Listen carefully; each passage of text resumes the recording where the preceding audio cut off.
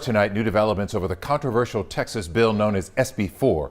A federal judge blocked the law that gives local police broad powers to arrest migrants suspected of illegally entering the U.S. This preliminary injunction pauses the law that was set to take effect next Tuesday, March 5th. Governor Greg Abbott says the state will appeal. This major ruling comes the very same day both President Biden and former President Trump are at the Texas-Mexico border. Both of them are focusing on immigration, a key button issue for the 2024 race to the White House. This is a live look at former President Trump, still in Eagle Pass. Right now, you can see there to his left is Governor Abbott. We have team coverage this evening from South Texas with former President Trump in Eagle Pass, as we just showed you, and President Biden in Brownsville. Let's start with our Victor Jacobo, who joins us live right now from Brownsville. Victor, this is a high-stakes trip for the president. What was he hoping to accomplish?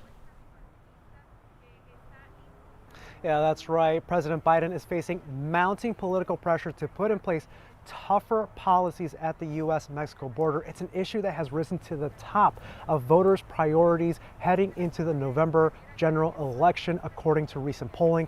Biden is hoping that his visit today in Brownsville displays his commitment for bolstering border security.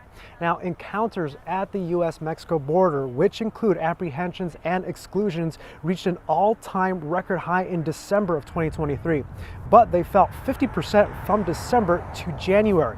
Still, recent polling from Gallup finds American voters are saying immigration is the most important problem facing the country. That's over other issues like how functional the government is and economic issues. During his Brownsville visit, Biden spoke with border and immigration officials who told the president about their pressing needs to help stem the influx of migrants. Biden emphasized that much of what officials are asking for, including more personnel, more resources, and more technology, was included in a bipartisan border bill.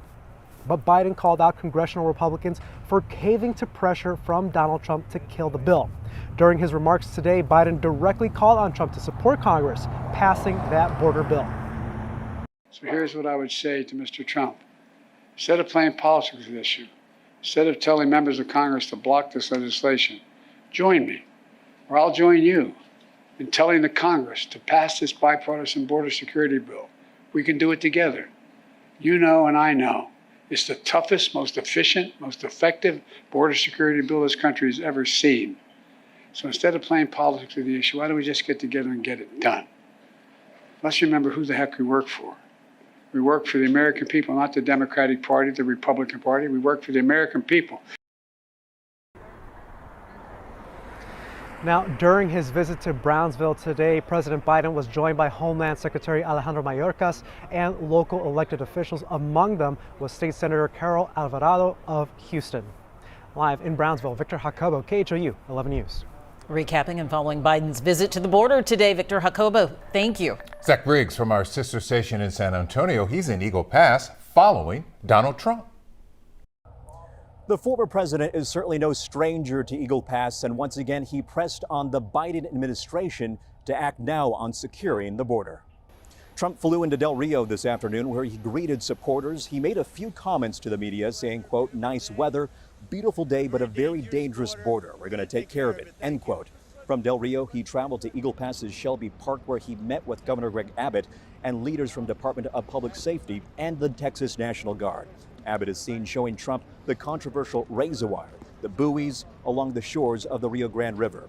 Across the river on the Mexico side, people could be seen waving and shouting Trump's name, the former president waving back.